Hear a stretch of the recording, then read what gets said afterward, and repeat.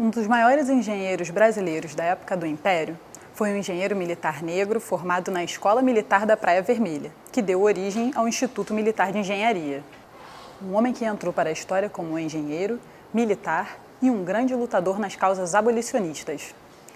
Introduziu técnicas inovadoras de engenharia no século XIX, um personagem que merece ser lembrado. Seu nome, André Rebouças, e ele fez história ao lado do irmão, também engenheiro. Túnel Rebouças, Rio de Janeiro. Muita gente que passa pelos seus 2.800 metros não sabe quem foi o Rebouças, que deu nome à obra. Na verdade, são dois Rebouças homenageados, André Rebouças e o irmão Antônio. De acordo com a Prefeitura do Rio de Janeiro, o túnel no sentido da Lagoa ao Rio Comprido se chama Antônio Rebouças. André Rebouças é o sentido contrário, do Rio Comprido à Lagoa. Mas quem foram eles? Para saber, temos que voltar ao tempo do Império. Negros e filhos de uma família baiana de poucos recursos, os irmãos Rebouças nasceram um em 1838 e o outro um ano depois. Eles se mudaram para o Rio de Janeiro ainda crianças com a família. André vem de uma família, de um homem de uma visão aberta, tão aberta, que conseguiu exercer o direito na Bahia, onde o direito sempre foi muito bem avaliado, sem ter feito o curso. Só pelo prestígio que ele, o Antônio, o pai, tinha junto à época, sendo um mulato, filho de um português, alfaiate, e de uma escrava alforriada. André e Antônio estudaram no Colégio Militar e se formaram na Escola Politécnica da cidade. Completaram seus estudos na Escola Militar da Praia Vermelha, em 1859, e se formaram engenheiros militares. Por sinal, eles são considerados os primeiros engenheiros negros do Brasil. É fundamental para a consciência nacional, não só para a consciência negra, mas para todos os brasileiros, e em particular para as Forças Armadas, onde André e Antônio Rebouças foram um dos pioneiros na defesa do território nacional e chegando mesmo a exercer uma atividade profícua dentro das Forças Armadas, ainda com muito jovem, e quando recebeu uma das suas primeiras missões como engenheiro militar e oficial do Exército para fazer uma inspeção nas fortalezas. André serviu como engenheiro militar na Guerra do Paraguai. Foi o autor de projetos como o dos portos do Maranhão, do Rio Grande do Norte e do Rio de Janeiro. Depois, passou a desenvolver projetos com seu irmão Antônio, que foi responsável pela construção da subida da Serra do Mar, no Paraná, e das docas da Alfândega do Rio de Janeiro. Antônio foi também o idealizador da ferrovia Curitiba-Paranaguá, um dos marcos da engenharia nacional. Mas ele não chegou a realizá-la, porque morreu em 1874, aos 34 anos. André sempre esteve à frente da luta abolicionista.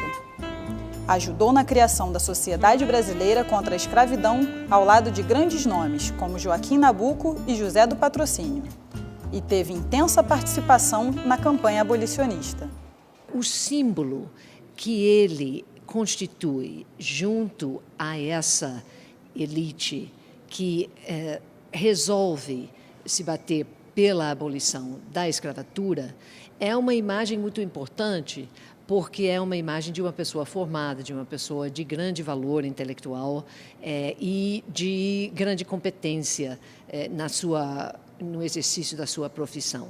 Isso é importante porque, naquela época, como hoje, reinavam os preconceitos que diziam que os negros não seriam capazes de certos tipos de conhecimentos. André Rebouças também foi membro do Clube de Engenharia, que está fazendo uma homenagem aos irmãos no espaço do museu. Com destaque para André, que foi sócio do clube, fundador da biblioteca e o primeiro responsável por ela. Isso em 1884.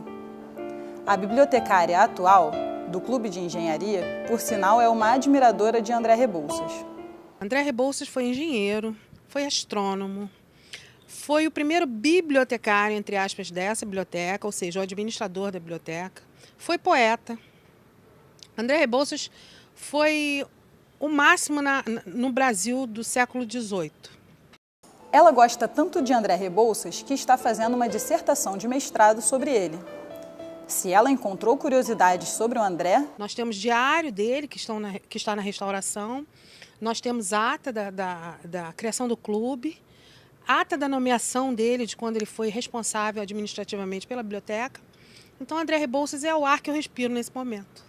Obras raras sobre André Rebouças também podem ser encontradas na Biblioteca Nacional. O André Rebouças escrevia sobre todos os assuntos, ele era um talento incrível, admirável. Então você vai encontrar obras de engenharia como obras de cunho social, de caráter político, sobre estradas, ferrovias, navegação, mas sempre com uma ênfase. Todo o texto dele, mesmo o texto científico, tinha um caráter, uma abordagem bastante social, né? Ele tinha uma preocupação muito grande com o conforto, com a condição humana. André Rebouças era um grande amigo da família imperial, tanto que, com a proclamação da República, ele saiu do Brasil junto com Dom Pedro II e sua família. Foi correspondente do The Times de Londres, depois foi para a França e para a África. Mas seu fim acabou sendo triste. Vai para Funchal, Ilha da Madeira, e é ali que ele falece. Ele falece absolutamente desgostoso da vida. Ele se suicidou, lançando-se de um penhasco que ficava à frente do hotel onde ele residia, já com muitas dificuldades financeiras. Todas estas histórias reforçam a importância de se preservar a memória dos irmãos Rebouças e das lutas e feitos de André Rebouças.